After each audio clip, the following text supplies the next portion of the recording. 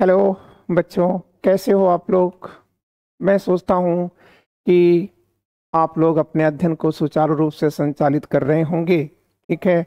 मैं समझ सकता हूँ कि आजकल आप जो भारतीय परिस्थिति और परिवेश में लोकतंत्र का महापर्व चल रहा है, इसमें भागीदार तो अवश्य होना ही भी चाहिए, आपको हो रहे भी होंगे।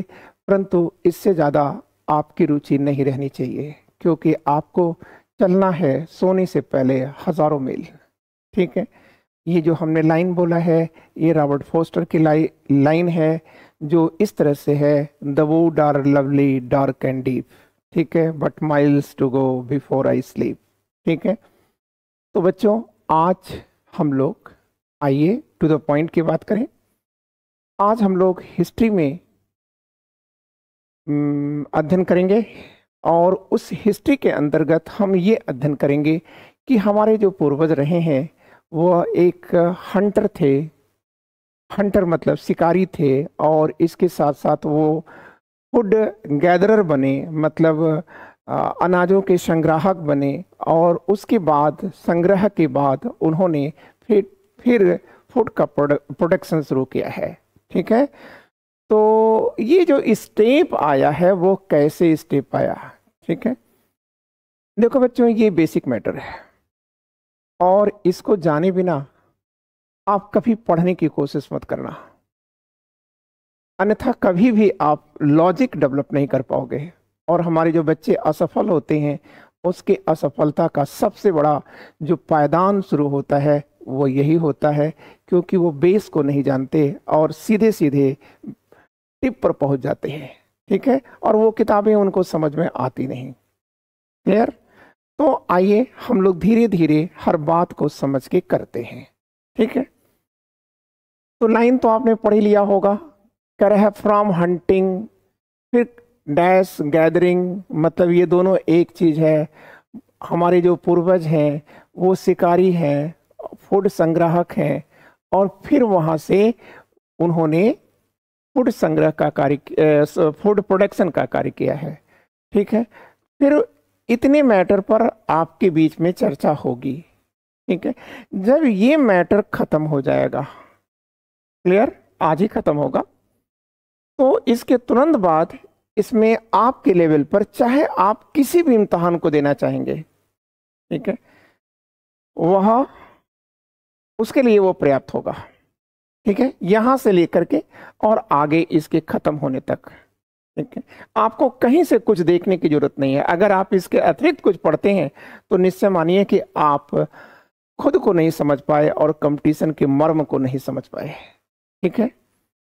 तो आइए इसमें देखिए हम क्या पॉइंट पर चर्चा करेंगे। कह रहा है कि द अर्लीस्ट पीपल, मतलब हमारे प्रारंभिक लोग, ठीक है, why were they on the move, ठीक है, आखिर इधर उधर क्यों भटकते थे। ठीक है। हमारे प्रारंभिक लोग या हमारे प्रारंभिक पूर्वज आखिर इधर उधर क्यों भटकते थे। ठीक है। फिर कह रहा है how do we know about these people, हम इन लोगों के बारे में कैसे जान सकते हैं या जानते हैं। ठीक है। फिर कह रहा है choose a place to live in, और वे रहते कहाँ थे। ठीक है। उनकी रहने की जगह क्या थी उसको निर्धारित करने की बात कर रहा है। फिर कह रहा है rock painting and what they tell us. ठीक है। टैल पर मतलब पत्थरों पर जो पेंटिंग हुई है वो हमसे क्या कहती है। रॉक पेंटिंग मतलब समझ रहे हो ना, रॉक मतलब होता है पत्थर या चट्टान पर जो पेंटिंग हुई है वह पेंटिंग हमसे क्या कहती है। ठीक है। इस पर चर्चा करेंगे। फिर कह रहा है कि फाइंडिंग आउट अबाउट फायर, और आग के बारे में आओ जाने। ठीक है। आग, फायर। फिर कह रहा है डोमेस्टिकेशन, ये जो पालतूकरण है ये क्या है। ठीक है। और ये कब से शुरू होता है। ठीक है। और वह जो परंपरा शुरू हुई थी डोमेस्टिकेशन की, वह आज भी हमारे बीच में है। ठीक है। तो फिर कह रहा है टुवर्ड्स अ सेटल्ड लाइफ, ठीक है, एक अस्थाई जीवन की तरफ। ठीक है, हम कैसे बढ़े हैं इस पर हम चर्चा करेंगे आपसे। फिर कह रहा है अ क्लोजर लुक, ये मेहरगढ़ के बारे में बता रहा है, फिर नेम्स एंड डेट बता रहा है। ठीक है, तो फिलहाल आइए हम अब शुरू करते हैं। कह रहा है कि the earliest people who were they on the move. ठीक है, हमारे प्रारंभिक पूर्वज आखिर इधर उधर क्यों घूमते थे।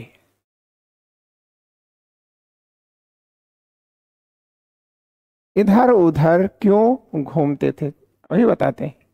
ठीक है, अब यहां पर देखिए, कह रहा है कि 2 million years ago people who lived in the subcontinent। Clear? 2 millions का मतलब है 20 लाख वर्ष पहले लोग जो भारतीय उपमहाद्वीप में रहते थे। ठीक है, मतलब भारतीय उपमहाद्वीप में 20 लाख वर्ष पहले जो लोग रहते थे, वहां से ये मैटर को शुरू कर रहा है। तो कह रहा है कि 20 लाख पहले जो लोग इस भारतीय उपमहाद्वीप में, या आप कह सकते हैं सब कॉन्टिनेंट पे में रहते थे, वो दो काम करते थे। एक कह रहा है कि दे प्रैक्टिसाइज्ड हंटिंग, वे हंटर थे मतलब शिकारी थे। फिर कह रहा है दे वेयर गैदरर्स, वे फूड संग्रह का कार्य करते थे। ठीक है, तो फिर कह रहा है कि ये हंटिंग किसका करते थे, तो कह रहा है कि जंगली जानवर का करते थे। और क्या करते थे, मछली पकड़ते थे, चिड़ियों को पकड़ते थे। और गैदरिंग ये क्या करते थे, इसका संग्रह करते थे। तो कह रहा है फल का, जड़ का, नट्स का, बीज का, पत्ती का, और ये जो स्टैक्स हैं, तने हैं और अंडे हैं, इनका संग्रह करते थे। फिर कह रहा है move from place to place. ठीक है, और इस हंटिंग के लिए और इस गैदरिंग के लिए वे एक स्थान से दूसरे स्थान को आते जाते रहते थे। ठीक है, आपको बखूबी समझ में आ गया होगा। ठीक है ना, कि 20 लाख वर्ष पहले कि जो लोग सब कॉन्टिनेंट में रहते थे वो क्या करते थे भाई, तो आप कह देना दो काम करते थे सर, हंटिंग का काम करते थे और गैदरिंग का काम करते थे। हंटिंग का मतलब आप ये समझ गए ना कि यह मांसाहारी हैं, यहाँ आप समझ गए ना कि यह शाकाहारी हैं। और 20 साल पहले का ये व्यक्ति अपने इसी भोजन की तलाश के लिए इधर उधर भटकता रहता था। क्लियर? आगे चलते हैं। अब देखो, कह रहा है कि there are many reasons for this. किसका? There are many other reasons for this होना चाहिए। चलिए ठीक है, there are many reasons for this. ये जो भटकाव है इनका, जो इधर उधर वो घूम रहे हैं, आइदर हियर और देयर, मतलब आज यहाँ तो कल वहाँ, ये जो घूम रहे हैं उसका और भी क्या कारण है? देखिए, कोई कारण नहीं है। आप अपने दिमाग पे याद रखिएगा, आज आप क्यों भटक रहे हैं, आप हमको ये बता दीजिए। तो आप कहोगे कि सर इसके लिए उसके लिए तमाम गिनाओगे, लेकिन मैं आपसे एक ही चीज कहूँगा कि भाई केवल और केवल बेहतर जीवन, बेहतर खान पान, बेहतर निवास के लिए। ठीक है, जो आज आप कर रहे हो वही हमारे पूर्वज करते थे। ठीक है, तो देखो ये भटक क्यों रहे हैं, इधर उधर क्यों जा रहे हैं। तो कह रहा है कि सर उसका पहला कारण क्या है? फर्स्ट रीजन कह रहा है कि they would have eaten up all the available plant and animal resources, therefore they would have had to go elsewhere in search of food। ठीक है, इसका मतलब वो क्या कह रहा है? कह रहा था देखो भाई, हमारे पूर्वज जिस स्थान पर रहते थे वो क्या करते थे कि वहां की चीजों को वो खा लेते थे। ठीक है, क्या जो वहां अवेलेबल होता था जिस स्थान पर रहते थे वे लोग, तो वे लोग वहां की चीजों को खा के खत्म कर देते थे, चाहे वो प्लांट रहा हो, चाहे वो एनिमल रिसोर्सेज रहा हो। ठीक है, चाहे वो पौधा रहा हो, चाहे वो एनिमल हो। ठीक है, जिस स्थान पर रहते थे वो उस स्थान पर ये, ठीक है, खा पी करके सब बराबर कर देते थे। देयरफॉर जब सब वहां खत्म कर दिया आपने खा करके, तो कह रहा है कि इस प्रकार they would have had to go elsewhere in search of food. और जब वहां खत्म हो जाएगा, ठीक है, तो फिर वह फूड की तलाश में, ठीक है, इधर से उधर फिर चलना शुरू कर देते थे। बात को समझ में आ गया आपको? ठीक है, क्लियर? फिर दूसरा रीजन, एक रीजन तो आप समझ गए ना कि भाई जिस स्थान पे रहते थे वहां पर सब चीजें जब खत्म हो गई तो फिर क्या करेंगे, दूसरा स्थान पे तो जाएंगे ना। तो वही चीज तो कह रहा है फर्स्ट पॉइंट में। फिर कह रहा है सेकंड में क्या है, animal move from place to place either in search of smaller prey or in the case of deer and wild cattle in search of grass and leaves. That is why those who hunted them had to follow their movement. बच्चों, जब आप अपने food की तलाश के लिए इधर से उधर भटक रहे हो, तो एक बात बताओ, जो वाइल्ड एनिमल हैं, जो जंगली जानवर हैं, वह भी तो अपने फूड की तलाश में रहेंगे। और फूड की तलाश में मतलब घासों की तलाश में, ठीक है, या अन्य जो भी जानवर जैसे होंगे, ठीक है, शाकाहारी हैं या मांसाहारी हैं, तो वो भी अपनी भोजन के तलाश में एक स्थान से दूसरे स्थान को चले जाते थे। तो जब जानवर चले जाते थे तो अब आप बताइए फिर ये लोग क्या करेंगे? जानवर पर ही तो जीना है, उनको हंटिंग करना है ना। तो उनका पीछा करते करते, मतलब उनका मतलब उन जानवरों का पीछा करते करते हमारे पूर्वज भी, ठीक है, एक स्थान से दूसरे स्थान को चले जाते थे। क्लियर? दो रीजन दिया हमने आपको। एक तो वह रीजन है कि जिस स्थान पे रहते थे भाई, वहां जब खत्म हो जाता था तब वो बेचारे क्या करते थे, दूसरे स्थान पे चले जाते थे, क्योंकि जीवन जीना था। फिर चूंकि दूसरा रीजन क्या है, चूंकि उनका जीवन किस पर है, ठीक है, हंटिंग पर है, ठीक है, और गैदरिंग पर है, ठीक है, फूड का जो संग्रह है, जंगलों में जो फल फूल जड़ इत्यादि हैं उसको सब खोद खोद के खा रहे हैं। उनको इतना कॉन्सेप्ट तो था नहीं कि भैया खा रहे हो तो लगाओगे भी, ऐसा तो कुछ सोच थी नहीं, ठीक है, क्योंकि वो तो बहुत बात की बात आएगी, 12,000 वर्ष पहले आएगा, और आप पढ़ क्या रहे हो, 20 लाख वर्ष पहले की बात पढ़ रहे हो, ठीक है। तो जाहिर सी बात है कि जब वो जानवर अपने भोजन की तलाश के लिए अपना स्थान छोड़ जाते थे, तो ये उन्हीं जानवरों का पीछा करते करते, ठीक है, अपने मूल स्थान को छोड़ करके इनके पीछे हो लेते थे। दो रीजन समझ में आया? अब बच्चों तीसरी बात करो। अब थर्ड कह रहा है, plants and trees bear fruit in different season, so people may have moved from season to season in search of different kinds of plant। ठीक है, देखो ये क्या कह रहा है, ठीक है, इसको यहां पर आ जाएगा, ठीक है। तो आप ये कह दोगे बच्चों कि देखिए फल फूल कब आते हैं, मौसम के अनुरूप आते हैं ना। तो जब मौसम बदलेगा तो फल फूल नहीं आएगा, ठीक है। तो जब ये फल फूल नहीं आएगा तो ये क्या करेंगे, फिर उस स्थान पे कैसे रुकेंगे, उस स्थान को ये छोड़ जाएंगे और दूसरे स्थान पर चले जाएंगे जहां उनको, ठीक है, फल फूल या इस प्रकार की जो चीजें हैं उनकी खाने की चीजें वो मिल जाए। तो मौसम बदलता था तो ये लोग भी बदल जाते थे, मतलब अपने स्थान को छोड़ जाते थे। ठीक है, ये तीसरा रीजन था। फिर कह रहा है चौथा रीजन क्या है, ठीक है, कि चाहे वो व्यक्ति हो, चाहे वो पौधा हो, चाहे वह जानवर हो, ठीक है, कह रहा है कि peoples plant and animals need water to survive.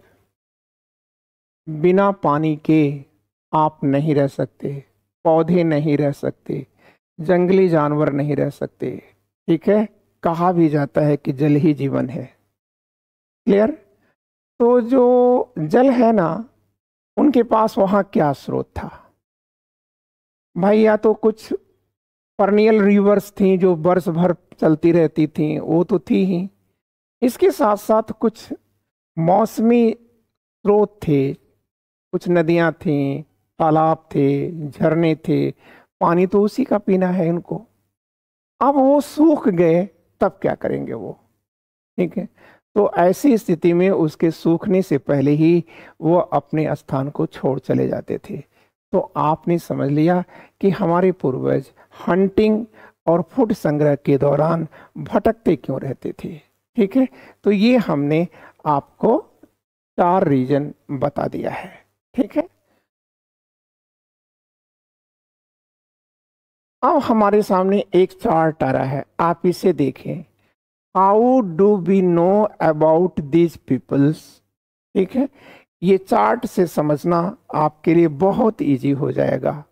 ठीक है, आपको पढ़ना नहीं है, क्योंकि पढ़ना, ठीक है, मेहनत करना नहीं है। पढ़ना मेहनत करना नहीं है, मेहनत करना तो उसका एक पार्ट है। ठीक है, पढ़ना एक टेक्नोलॉजी है, एक तकनीकी है। ठीक है, जब तक आप उस तकनीकी को नहीं समझ पाते तब तक आप औरों से अलग नहीं होते, और जब आप औरों से अलग नहीं हैं तो आप, ठीक है, विशेष नहीं बन सकते, और चयन तो विशेष का ही होता है ना। इसलिए आप याद रखिएगा, हिस्ट्री मेरे द्वारा जब नरेट की जाएगी या कोई भी टॉपिक जो नरेट किया जाएगा, ठीक है, तो आर्ट्स के उस सब्जेक्ट में आपको विज्ञान की एक झलक दिखेगी। ठीक है, देखिए, अब विज्ञान की झलक क्यों दिखाई जानी चाहिए और क्यों मैं दिखाऊंगा?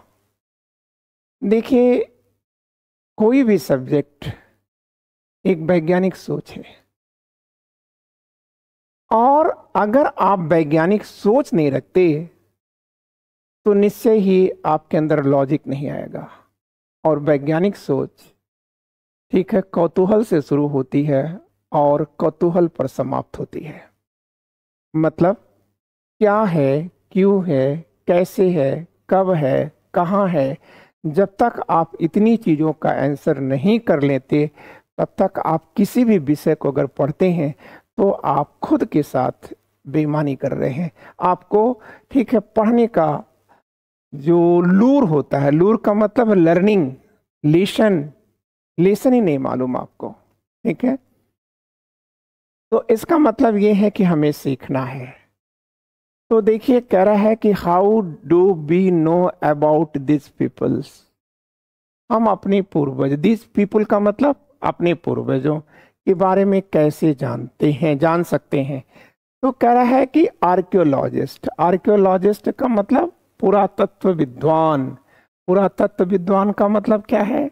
जो पुरानी चीजें या तो पृथ्वी पर हैं या पृथ्वी के नीचे दफन है, ठीक है, उनको खोद करके, अध्ययन करके जब वह निर्णय लेता है और उस निर्णय को लिखता है तो उसे आर्कियोलॉजिस्ट कहा जाता है।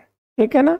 और ये क्या है, हमने आपको शुरू में बताया था कि आर्कियोलॉजिस्ट हों या इतिहासकार हों, दोनों सबसे बड़े जासूस हैं। ठीक है, तो अब कह रहा है कि आर्कियोलॉजिस्ट करते क्या है कि people made and used tool. ठीक है, लोगों ने शिकार करने के लिए, ठीक है, फूड संग्रह करने के लिए, शिकार करने और फूड संग्रह करने के लिए जिन उपकरणों को बनाया है उन्हीं उपकरणों का अध्ययन करके ये अपने पूर्वजों के बारे में जानकारी प्राप्त करते हैं। ठीक है, तो अब कह रहा है कि ये जो टूल्स हैं वह टूल किन किन चीजों से बने हैं। तो कहता है कि बोन से बना है, हड्डियों से बना है, लकड़ी से बना है, और किससे बना है, स्टोन से या पत्थर से बना है। ठीक है, तो आपके सामने पहले बोन लिखा है, तो इसमें कह रहा है कि to make spears and arrows for hunting. ठीक है, हंटिंग होना चाहिए था आगे। ठीक है, यहां हम लिख देते हैं हंटिंग। ठीक है, मतलब ये जो बोन है ना, इसका प्रयोग क्या करते थे, वो स्पीयर्स मतलब भाला बनाने के लिए करते थे, और एरो बाण बनाने के लिए करते थे। ठीक है, और इसके साथ साथ आप याद रखिएगा वह चमड़े की सिलाई करने के लिए भी इसी का प्रयोग करते थे। क्लियर? आज भी आप देखेंगे, ठीक है, कि जो जूते चप्पल सिले जाते हैं जिस टेक्नोलॉजी से, वह टेक्नोलॉजी आज की नहीं है। ठीक है, वह हजारों साल पुरानी टेक्नोलॉजी है। बस अंतर ये आया कि आज आप लोहे की जो निडिल का प्रयोग करते हैं, और उस समय वह किसका प्रयोग करते थे, तो आप कहेंगे कि सर बोन निडिल का प्रयोग करते थे। लेकिन आज आप बेहतर जो बढ़िया सिलाई की जाती है वह चमड़े से की जाती थी। ठीक है, लेकिन उस समय चमड़ा ही था सिलने के लिए। क्लियर? वो सबसे आसान काम था। तो इसका मतलब आपने ये समझ लिया, ठीक है, कि बोन का प्रयोग वो करते थे अपने हथियार को बनाने के लिए। ठीक है, अब देखिए ये सिलाई कर रहा है, ठीक है ना। फिर करा वुड, ठीक है, use to make huts and tools. ठीक है, देखो कह रहा है कि जो लकड़ी का प्रयोग होता था वो किसके लिए होता था। तो देखो पहली चीज तो ये करते क्या थे, लकड़ी का प्रयोग, पहली चीज हंटिंग के लिए इसका भी लकड़ी का भी प्रयोग किया जाता था। ठीक है, किसी पेड़ की टहनी को तोड़ लिया, जैसे लाठी तोड़ लिया, और उससे भी वो जानवरों को, ठीक है, मारते थे या फूड की संग्रह करने में सहयोग लेते थे। इसके साथ साथ वह हट बनाते थे, झोपड़ियां बनाते थे। फिर और क्या करते थे, इन्हीं लकड़ियों को जला करके वह अनेक काम करेंगे। तो फिर हम लोग देखेंगे अनेक कार्य में क्या क्या करेंगे वो। ठीक है, तो पहली चीज ये है कि जानवरों को भगाने का काम करेंगे आग को जला करके। ठीक है, क्योंकि कोई जानवर ऐसा नहीं है जो आग से न डरता हो। और क्या करेंगे वो, तो देखो, और वो दूसरा काम ये करेंगे, ठीक है, लकड़ी का, कि इसका प्रयोग करेंगे जो हथियार बनाते हैं उस हथियार का मुठ बनाने के लिए। ठीक है, क्लियर, उसमें प्रयोग करते हैं। ठीक है, हैंडल, मुठ मतलब हैंडल या हत्था, ठीक है, बनाने के लिए उसका प्रयोग करते हैं। ठीक है, जलाने के लिए तो करते ही करते हैं। ठीक है, और फिर अपने फूड को रोस्ट करने के लिए भी, ठीक है, फूड को रोस्ट करने मतलब सेक कर खाने की परंपरा को भी वो लकड़ी से ही करेंगे। ठीक है, लेकिन ये अब हमारे बीच प्राप्त नहीं होता ये उपकरण। ठीक है, लेकिन अगला है स्टोन। तो इनके जो मैक्सिमम हथियार हमारे बीच प्राप्त होते हैं वो स्टोन के ही हैं। और इसका प्रयोग वो कहाँ करते थे, यूज टू कट मीट। ठीक है, जानवरों को काटने, गोश्त को काटने में प्रयोग करते थे। ठीक है, मीट और बोन को काटने में वो इसका प्रयोग करते थे। ठीक है, और स्क्रब बार्क फ्रॉम ट्री, और जो पेड़ है ना उसकी छाल को निकालने, छीलने का काम करते थे वो। ठीक है, और यही जो पत्थर है, पत्थर के उपकरण हैं, वो आज भी सरवाइव करते हैं, और उससे हम अपने पूर्वजों की टूल टेक्नोलॉजी के बारे में ज्ञान प्राप्त कर लेते हैं। आगे चल करके तमाम टूल्स आपको पढ़ना पड़ेगा। ठीक है, तो अभी तो ये बेस दिया जा रहा है, ठीक है, यही बेस आपको तैयार होना चाहिए, ठीक है। जब ये बेस तैयार हो जाएगा तो हमें बड़ा आसान हो जाएगा बताना, ठीक है, कि हैंड एक्स क्या है, पेबल क्या है, चॉपर क्या है, चॉपिंग क्या है, ठीक है। लेकिन आपको समझ में आ रहा है ना बात? यहाँ आपको कंसंट्रेट होकर के अपना ध्यान, मतलब ध्यान देना है। चलिए आगे चलिए। आप कह रहा है कि choosing a place to live in, वे कहाँ रहते थे भाई, ठीक है। तो कह रहा है कि Hunter gatherers lived in many more places, ये जो शिकारी और संग्रहकर्ता मानव हैं, हमारा पूर्वज है, वह अनेक स्थानों पे रहते थे, ठीक है। कह रहा है कि many sites were located near source of water, इनके जो साइट्स होते थे, स्थान होते थे जहां वो रहते थे, वह किसके करीब होता था? नियर सोर्स ऑफ वाटर, जहां पर जल स्रोत था वहां होता था। अब ये जल स्रोत में क्या क्या है? तो कह रहा है कि नदियां हैं, झील हैं, ठीक है। और एक बात, और कहाँ रहते थे भाई? नदियों के किनारे तो रहते ही थे, ठीक है, क्योंकि ड्रिंकिंग वाटर चाहिए था, ठीक है। फिर कह रहा है कि स्टोन टूल्स वेर इंपॉर्टेंट, उनके जीवन में, ठीक है, पत्थर के हथियार उपकरण आवश्यक थे। Peoples try to find place where good quality stone was easily available, ठीक है। इसका मतलब ये है कि वे रहते कहाँ थे? उस स्थान पर रहते थे जहां पर पानी मिल जाए। और कहाँ रहते थे? उस स्थान पर रहना चाहते थे जहां उन्हें अच्छा पत्थर मिल जाए, जिससे वह पत्थर के हथियार बना सके, ठीक है, क्लियर। अब कह रहा है कि तो पत्थर का हथियार बनाना है तो पत्थरों के बीच में ही चलना पड़ेगा आपको, मतलब पहाड़ों के पास चलना पड़ेगा, पहाड़ों में चलना पड़ेगा। तो यहाँ कह रहा है एक फोटो आपका दिया है, ये जो फोटो दिया गया है ये फोटो है भीमबेटका का। भीमबेटका कहाँ है? आप कहोगे कि सर एमपी में है। कहाँ पर? मध्य प्रदेश में है। मध्य प्रदेश में कहाँ है? तो आप कहोगे कि सर यह रायसेन जिले में है, ठीक है, present day in Madhya Pradesh, ठीक है। फिर कह रहा है this is an old site with cave and rock shelter, ठीक है। कह रहा है कि यह जो है, जो भीमबेटका है, यहाँ की गुफाएं जो हैं ये बहुत प्राचीन है, ठीक है। और कह रहा है कि ये जो गुफाएं हैं, इसी में, इन्हीं पत्थरों के बीच में वो अपनी गुफाओं को बना करके और यहीं पर आश्रय लेते थे, यहीं पर रहते थे, शेल्टर्स रहते थे।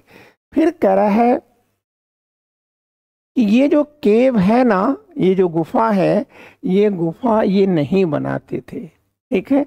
कह रहा है कि people choose these natural caves because they provide shelter। जो लोग थे ना हमारे पूर्वज, ये लोग प्राकृतिक गुफाओं की तलाश करते थे, ठीक है, और वहीं पर ये संरक्षण लेते थे, ठीक है। किससे किससे बचते थे? यहाँ पर संरक्षण लेकर के वर्षा से बच जाते थे, गर्मी से बच जाते थे और तूफानों से बच जाते थे, ठीक है, क्लियर। शीत से बच जाते थे, क्लियर। तो वैसे, ठीक है, इनको ऊपर शीत और गर्मी का कम प्रभाव पड़ता था। क्यों ऐसा है? क्योंकि इनका जो शरीर है वो कंप्लीट बड़ी बड़ी बालों से ढका होता था। और आगे चल के हम लोग इसका पिक्चर देखेंगे, फिर वहाँ हम आपको समझाएंगे, ठीक है। और बालों से ढके होने का क्या परिणाम है? बाल इंसुलेटर है, टॉप इंसुलेटर है। इसका मतलब न गर्मी ज़्यादा लगने देगा और न ठंडी ज़्यादा लगने देगा। लेकिन जैसे जैसे समय बीतता गया, ठीक है, ये हमारे शरीर से बाल गायब होते गए, ठीक है, क्लियर। अब क्यों गायब होते जाएंगे वो आगे हम लोग देखेंगे। ठीक है, आगे चलते हैं। आप ये कुछ एक मैप देख रहे हैं और वो मैप में कह रहा है कि हमारे पूर्वज, ठीक है, कहाँ रहते थे, सम इम्पोर्टेंट आर्कियोलॉजिकल साइट्स कौन कौन सा है। तो देखो ये एमपी दिखा रहा है, ये भीमबेटका है। ठीक है, क्लियर, ये भीमबेटका है। खैर ये कोल्डिवा और मेहगड़ा है। ठीक है, विंध्य पर्वतमाला की घाटी में बसा हुआ है। ठीक है, विंध्यन रेंज की घाटी में बसा हुआ, और हमने आपको इसके पहले ही बता रखा था कि ये चावल बेल्ट है। ठीक है, देखो ये चिरांद है, ये भी हमारा क्या है, आर्कियोलॉजिकल साइट्स है, और ये पटना में पड़ता है। ठीक, पटना या छपरा में पड़ता है। ठीक है, फिर आपको एक चीज यहाँ पर और देखना है, ये देखते चलिए, आगे चल के पढ़ेंगे हम लोग। ये देखिए आंध्र प्रदेश है, और आंध्र प्रदेश में ये कर्नूल की केप्स है, और याद रखना यहाँ आप कि कर्नूल केप्स में ही आग का पहला साक्ष्य, मतलब राख का पहला साक्ष्य मिलता है। कहाँ से? कर्नूल केप्स में। और यही कर्नूल केप्स है जो बताती है कि मनुष्य को, ठीक है, फायर का या आग का प्रयोग करना आ चुका था। ठीक है, और अब एक चीज याद रखना कि ये कर्नूल केप्स जो है ये किस युग की है, तो आप कहेंगे कि सर पैलियोलिथिक एज की है। पैलियोलिथिक का मतलब क्या हुआ? पुरा पाषाण युग की है। ठीक है, और पुरा पाषाण युग में, ठीक है, आगे चल के बात करेंगे, अभी फिलहाल आप ये सुन लीजिएगा मेजोलिथिक एज की है। ठीक है, फिलहाल ये ब्रह्मगिरी है, और ये मतलब कर्नाटका के अंदर आना चाहिए था। ठीक है, और ये पोयमपल्ली है, तमिलनाडु में है। ठीक है, आदिचलनूर है। ठीक है, फिर ये हल्लूर है। ठीक है, ये महाराष्ट्र का इमाम गांव है। ठीक है, इसमें क्या है, ठीक है, गांव का शहरीकरण में होता हुआ रूपांतरण यहीं से मिलता है।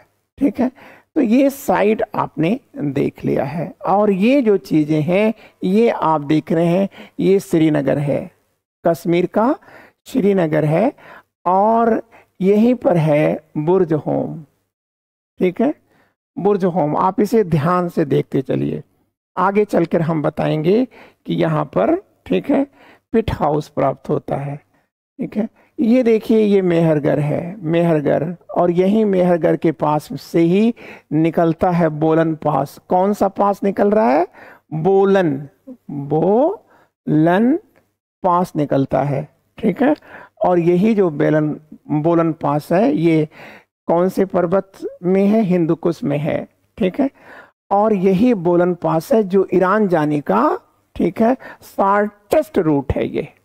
ठीक है, और थल से अगर आप जाते हैं तो, ठीक है, तो सब कुछ आपको हमने बता दिया है। अब कर रहा है फाइंडिंग आउट अबाउट फायर। अभी मैंने आपको दिखा दिया था, फिर भी मैंने आपकी बेहतरी के लिए यहां पर भी मैप डाल दिया है। ठीक है, कह रहा है कि कर्नूल के traces of ash have been found here. कह रहा है कर्नूल केव्स, कर्नूल की गुफाओं में राख का निशान, ट्रेसेज, निशान या चिन्ह, ठीक है, हैव बीन फाउंड हियर, यहां से पाया जाता है। ठीक है, तो ये कर्नूल की गुफाएं हैं, यहाँ पर राख का साक्ष्य मिलता है। तो राख कब आएगी? जब आग जलेगी। ठीक है, तो this suggest that people were familiar with use of fire. इससे यह जानकारी मिल जाती है कि हमारे पूर्वज आग से अब तक परिचित हो चुके थे। ठीक है, क्लियर? जब वो हंटिंग और गैदरिंग कर रहे थे, मतलब पैलियोलिथिक एज में, ठीक है, पैलियोलिथिक एज हम लोग आगे चल के पढ़ेंगे तो वहाँ उसके कई पार्ट्स बताएंगे। तो वहां हम लोग, हमारे पूर्वज आग से परिचित हो चुके थे। तो अगर आपसे पूछा जाए कि आप उस केव का नाम बताओ जहां से फायर का साक्ष्य मिलता है, आग का साक्ष्य मिलता है, तो कह देना कि कर्नूल केव्स में है। ठीक है। फिर कह रहा fire could have been used for many things.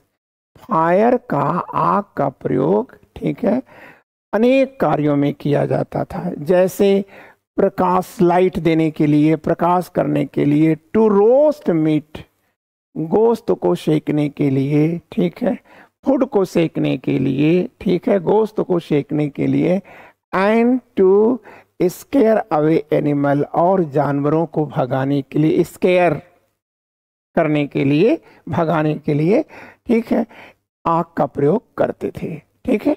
Main matter आपका ये था, कर्नूल केव्स। ठीक है। फिर कह रहा है डोमेस्टिकेशन। ठीक है। पालतूकरण, घरेलूकरण। ठीक है। तो कह रहा है कि डोमेस्टिकेशन क्या होता है, पालतूकरण क्या है। ठीक है ना। तो कह रहा है भाई कि देखो, डोमेस्टिकेशन में दो चीजें आती हैं। एक, जब लोग पौधा उगाने लगे, फिर देखो ये प्लस जोड़ा हुआ है, और लुक एनिमल्स। ठीक है, क्लियर। और पशुओं की भी देखभाल करने लगे। लुक एनिमल्स कह रहा है, इसका मतलब पौधे को उगाने लगे और जानवरों को भी देखने लगे या पालने लगे। तो कह रहा है इक्वल टू, देखिए निशान लगाया है इक्वल का। ठीक है। तो तब हम दोनों को मिला करके क्या कहते हैं, डोमेस्टिकेशन या पालतू करण या घरेलू करण। ठीक है। तो आपने समझ लिया। ठीक है। डोमेस्टिकेशन इक्वल टू क्या होता है, तो आप कहेंगे कि sir people grow plants plus look animal equal to domestication. ठीक है। लेकिन यहां ऊपर कह रहा है कि earliest plants to be domesticated were wheat and barley. ठीक है। हमारे पूर्वजों द्वारा या मानव द्वारा जिस अन्न का पहली बार उत्पादन किया गया है, वह थोड़ा सा आप पहले कर लीजिएगा, ये बार्ली पहले कर लीजिएगा। ठीक है। व्हीट उसके बाद में कर लीजिएगा। ठीक है। क्योंकि बार्ली जो है, जौ जो है, ये प्राचीनतम अन्न है मानव द्वारा, ठीक है, प्रोड्यूस किया जाने वाला। फिर कह रहा है कि animals include dog, sheep and goat. ठीक है। ठीक है ना। तो हमारे पूर्वजों ने पहले किस फसल को किया, जौ को। बस एक दो पॉइंट याद रखना, जौ को। और पहले किस जानवर को पाला, कुत्ते को। देखो ये लिखा है डॉग, डॉग। तो पहला पशु मित्र कौन है मनुष्य का, कुत्ता है। ठीक है, क्लियर। उसके बाद इन्होंने भेड़ और बकरियों को पाला है। ठीक है। अब सवाल यहां पर है, कह रहा है कि plants and animals that are tended by the peoples become different from wild plants and animals. They select those plants and animals that are not prone to disease. देखो, जो हमारे पूर्वज थे ना, बहुत चालू चीज थे, बहुत होशियार थे। उन्होंने भाई हर जानवर जो है वो वाइल्ड तो है, ठीक है, और हर आपका कृषि उत्पाद जो है वाइल्ड है, मतलब जंगली है। लेकिन इन्होंने क्या किया, किस जानवर को चुना पालतू बनाने के लिए, और किस एग्रो प्रोडक्ट को, कृषि उत्पाद को चुना है अपनी खेती के लिए। तो कह रहा है कि जो कम से कम, ये कह रहा है डिजीज प्रोन हो, मतलब रोग मुक्त हो, न्यूनतम रोग लगते हो, उनका इन्होंने चयन किया। लेकिन अगर आपसे पूछ दिया जाए किस जानवर को उन्होंने पालतू बनाया, ठीक है, यहाँ नीचे लिखा है, नहीं ठीक है, हम यहीं पर लिखा, तो किस जानवर को इन्होंने बनाया, तो आप कहेंगे कि जो वायलेंस न उत्पन्न करता हो, मतलब जो हिंसा न उत्पन्न करता हो, सीधा साधा हो बेचारा, ठीक है, उसी को इन्होंने पालतू बनाया। जिसके दांत छोटे हों, जिसकी सींग छोटी हों, उसी को इन्होंने पालतू बनाया है। ठीक है, क्लियर?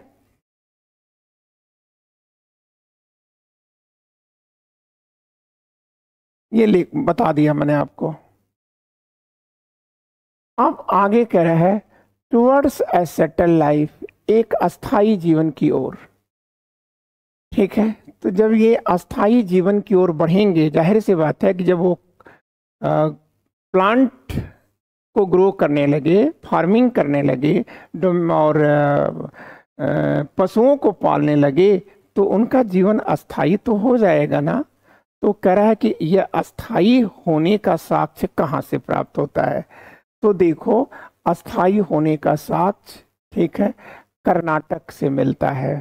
ठीक है, और कहाँ से मिल रहा है, तो आप ये देखो, ये कह रहा है ट्रेसेस ऑफ हट्स और हाउस एट सम साइट।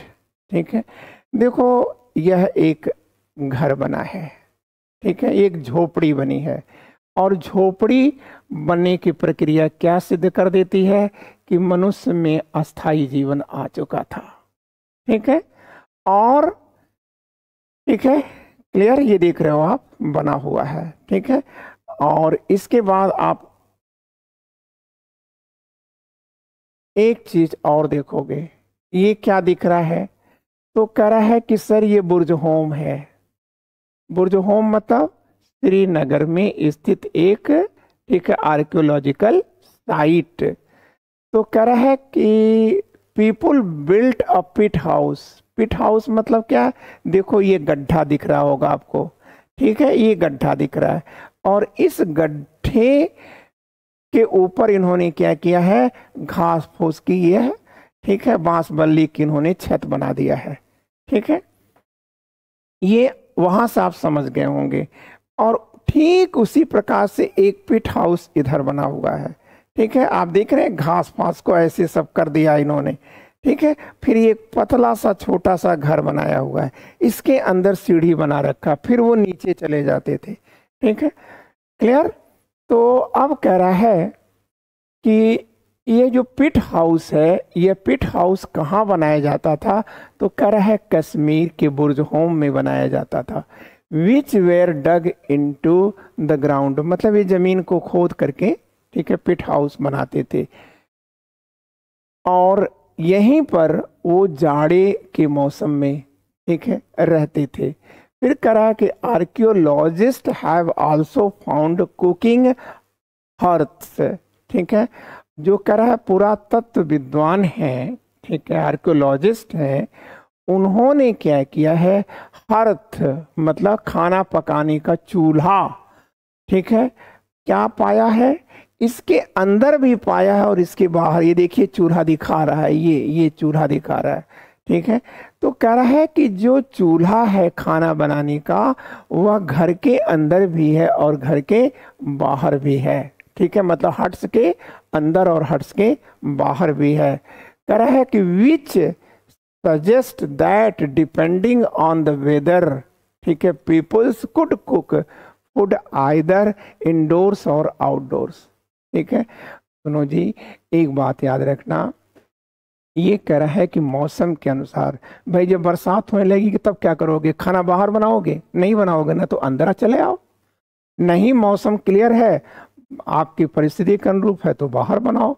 इसका मतलब ये है कि ये अर्थ सिद्ध करता है कि वे आउटडोर और इंडोर दोनों जगह ही अपना खाना बनाते थे। ठीक, ये याद रखना। ठीक है, ये पिट हाउस आपसे पूछेगा, बुर्ज होम है। बुर्ज होम कहाँ है, कश्मीर में है। कश्मीर में कहाँ है, श्रीनगर में है। ठीक है,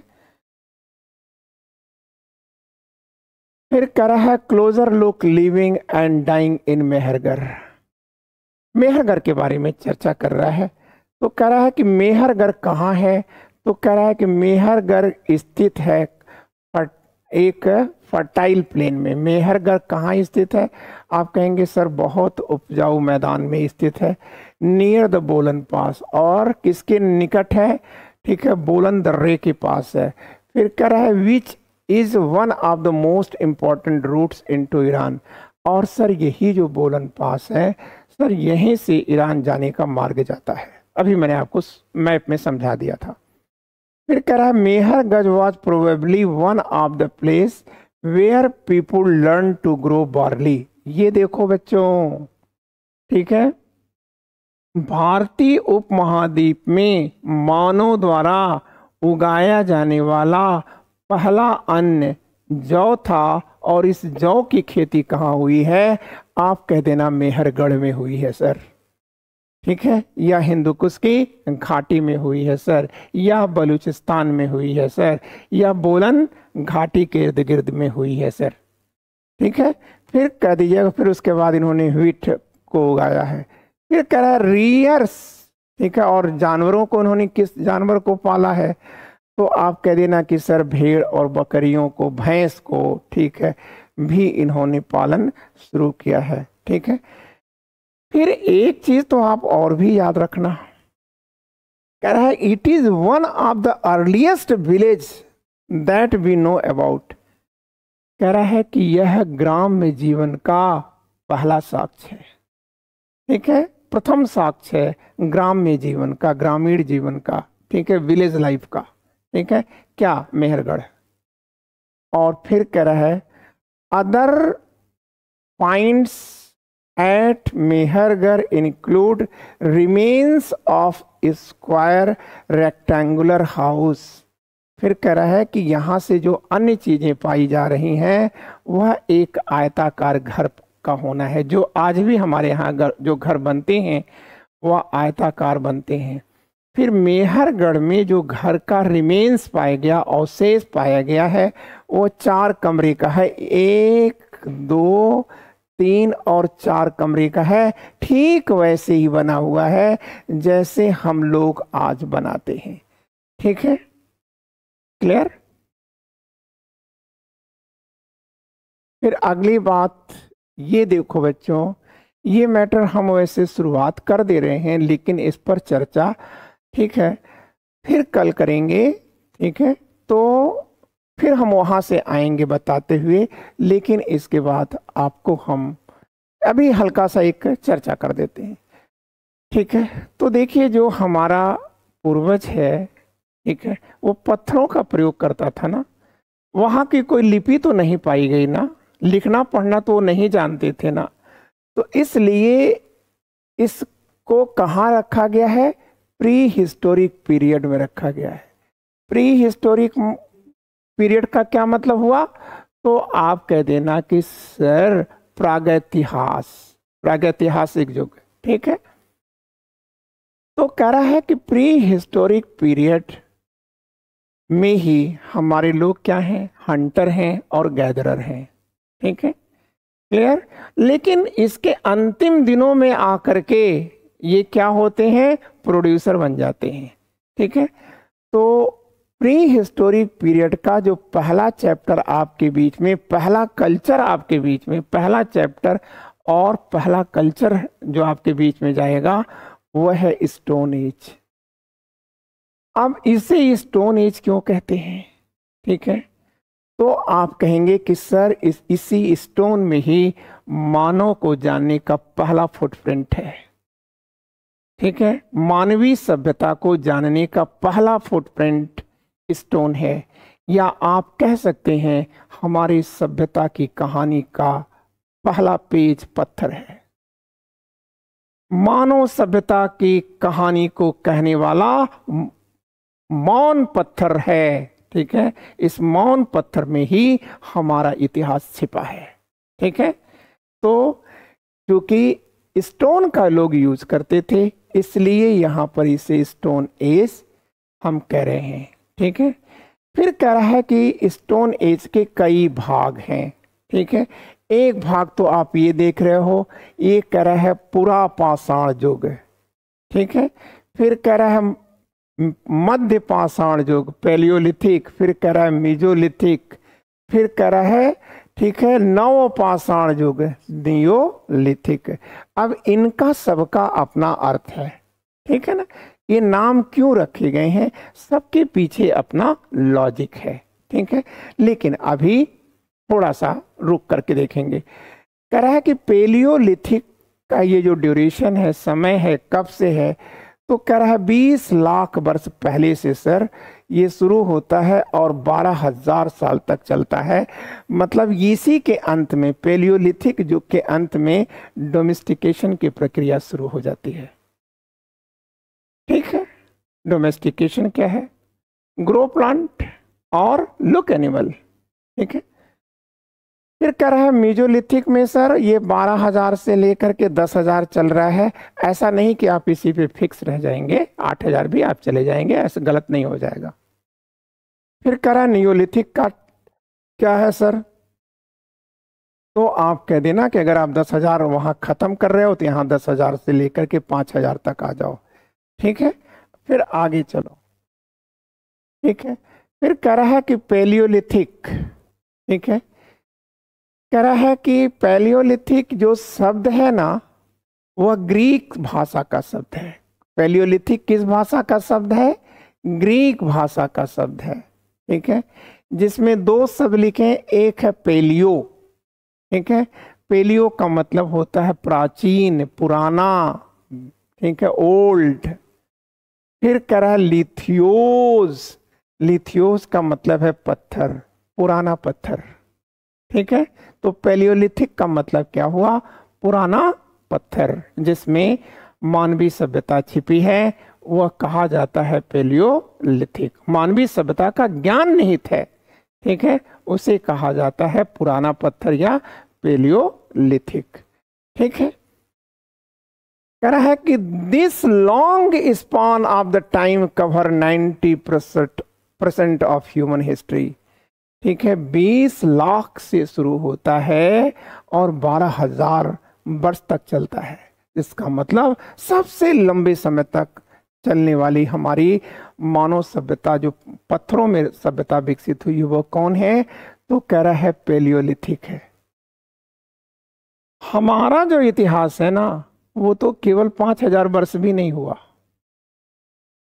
ठीक है, लेकिन यह कौन है? 20 लाख से शुरू होता है, तो इसीलिए कह रहा है long span of time covers 90% of human history. ठीक है, वह पेलियोलिथिक युग की है। मनुष्य, ठीक है, का सबसे लंबा समय, ठीक है, यही रहा है। ठीक है, अब यहां से आप क्वेश्चन कर लो। अब देखो, क्वेश्चन आपके लिए कोई मतलब नहीं रह जाता। मैंने इस तरह से बताया है कि इतने से ही, इतना ही अगर आप कर लेते हो, ठीक है, तो आप याद रखना बड़े अच्छे अच्छे क्वेश्चंस आप कर जाओगे। वे क्वेश्चन करोगे जिसके आम लोग नहीं कर पाएंगे। ठीक है ना? तो ये तो देख ही लिए आप। What type of house did people of Burj home build? Burj home के लोगों ने किस प्रकार के घर बनाए हैं? तो आप कहोगे पिट हाउस। ठीक है, बुर्ज होम कहाँ है वो सब आप जान चुके हो। ठीक है, फिर कह रहा है what does the presence cooking hearth both inside and outside huts suggest? झोपड़ियों के अंदर और बाहर खाना पकाने के चूल्हों की मौजूदगी क्या बताती है? ठीक है, तो अभी तो मैंने बताया, मौसम बताएगा। ठीक है, तो कह रहा है कि पीपल्स कुड कुक, बना सकते हैं अपना खाना, ठीक है, इंडोर्स और outdoors, depending on the weather, मौसम पर। ठीक है, कह रहा है लोग मौसम के आधार पर, ठीक है, घर के अंदर और घर के बाहर खाना बनाते थे। ठीक, आज भी यही होता है हमारे गांव में। ठीक है, फिर कह रहा है कि where is the site of Mehrgarh located? Mehrgarh कहाँ पर पड़ता है? तो आप कहोगे कि सर बोलन पास के पास है, और ये सर बहुत ही फर्टाइल जोन है सर। ठीक है, फिर कह रहा है what evidence suggest that the Mehrgarh was one of the earliest village where agriculture and animal rearing begins? मतलब, ठीक है, व्हाट एविडेंस सजेस्ट, वह कौन सा साक्ष्य है जो बताता है, ठीक है, कि यहाँ पर जो है पशुपालन और एग्रीकल्चर की जो है शुरू हुआ था। ठीक है,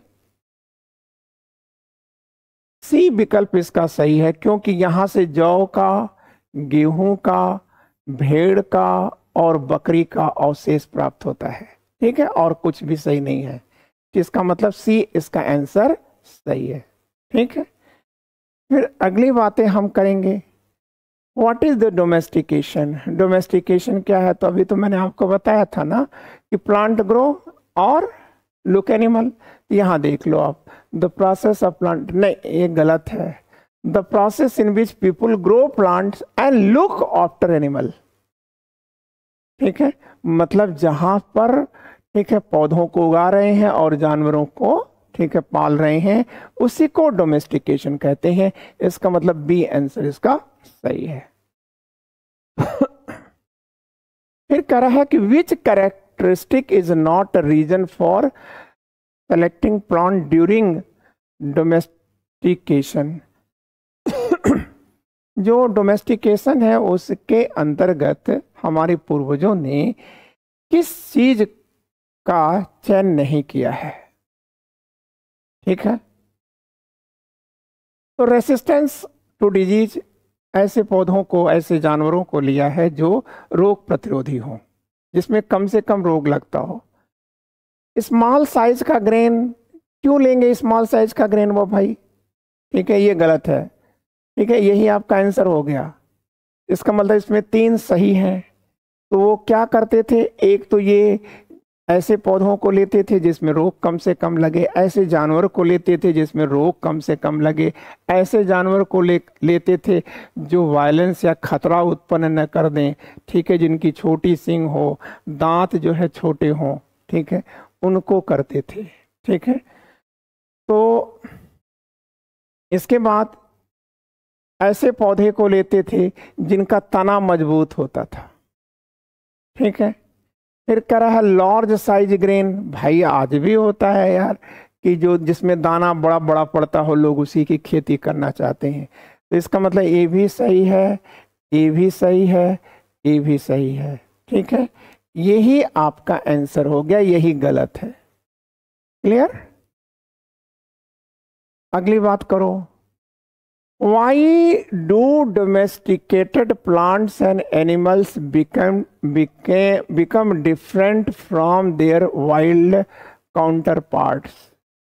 ठीक है, वाइल्ड काउंटरपार्ट, जंगली समकक्ष, काउंटरपार्ट का मतलब समकक्ष। तो कह रहा है कि why do domesticated plants and animal became different from wild counterparts?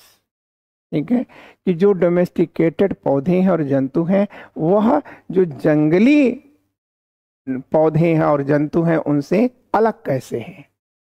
ठीक है, अलग कैसे हैं? तो आप कह लीजिएगा कि सर ये इसका आंसर बी होगा। People select plants and animal for certain desirable ट्रैट।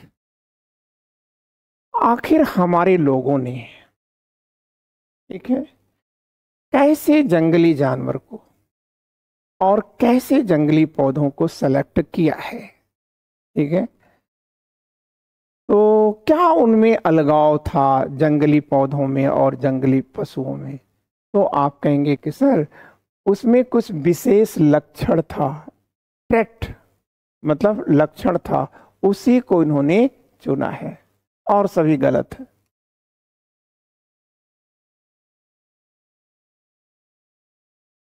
फिर कह रहा है when did the process of domestication begin? ठीक है, कब हमने पौधों को ग्रो करना और लुक एनिमल को शुरू किया था, अर्थात जानवरों की देखभाल को शुरू किया था? तो आप कह सकते हो सर अब से कोई 12,000 साल पहले। ठीक है, तो बच्चों इसी के साथ आपका ये टॉपिक एंड कर जाता है। एक बात मैं आपको और कहूँगा कि जब मैं बेसिक मैटर दे रहा हूँ तो आप उस पर बहुत ध्यान दीजिए। ठीक है, और कल हम देखेंगे, ठीक है, स्टोन एज को एकदम फाइनल करके, ठीक है, तब रोकेंगे। ठीक है, फिर हम लोग दूसरा टॉपिक लेंगे और फिर वहाँ पर भी बेस को क्लियर करेंगे। तो हमारा स्टोन एज के बाद जो होगा वो सोर्सेज ऑफ हिस्ट्री होगा। ठीक है, थैंक यू, गुड डे।